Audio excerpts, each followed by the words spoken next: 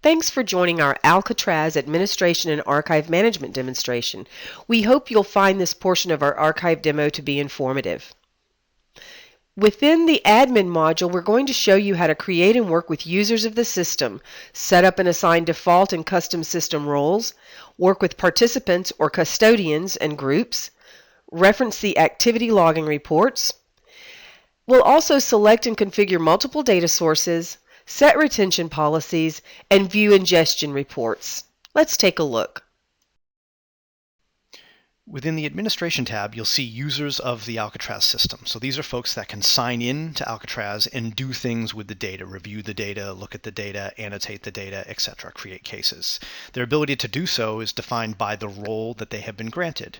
Roles are created either by the end user or you can use one of the ones that is created by default. So a case manager is a default role which gives folks that have been assigned this role limited access to do things associated with the things that they should be doing. So they have the ability to look at cases, for example, edit cases. Edit their own password policy is not something they'd need to do, so you can see they've been denied to do something like that. Participants are synonymous with custodians. They are essentially the owners of the data, or they are associated with the specific data. For example, if there's an email being sent and you are CC'd on that email, you would be considered a custodian or participant.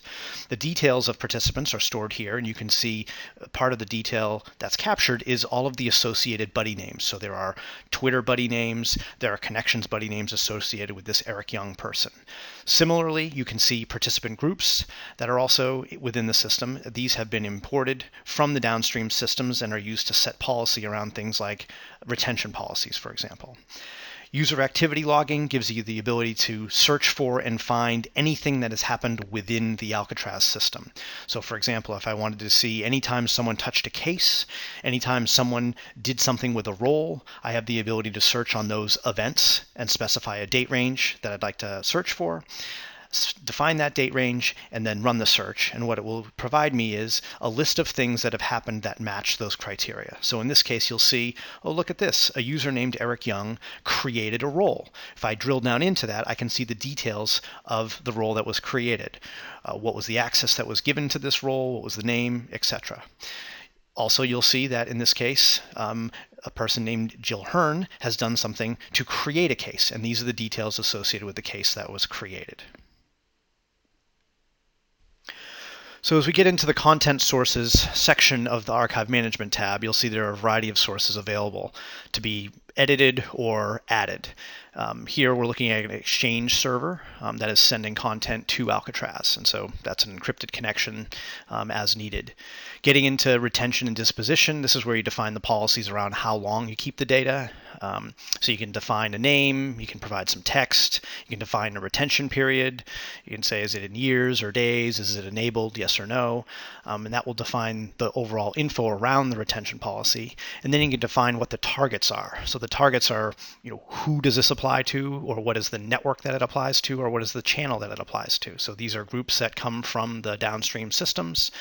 You'll also notice there are a variety of different networks that are being used here, and so you may want one policy for LinkedIn and Exchange and a different policy for something else.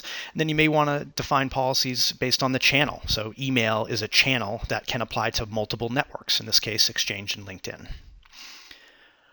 We already did touch on the exports in the case management section, but another thing that folks often care about is looking at the ingestion. So did the downstream system actually send the data?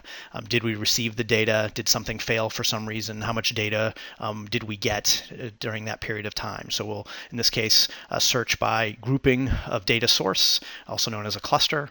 We'll set a search range where we're going to start in June and end, let's see, I don't know, maybe we'll say September 1st. We'll run our search and you will see, oh, there you go, a whole bunch of content that was pushed from the journal demo data source into Alcatraz. If you'd like more information regarding Alcatraz, please contact Actience at the URL listed on the page. Thank you and have a great day.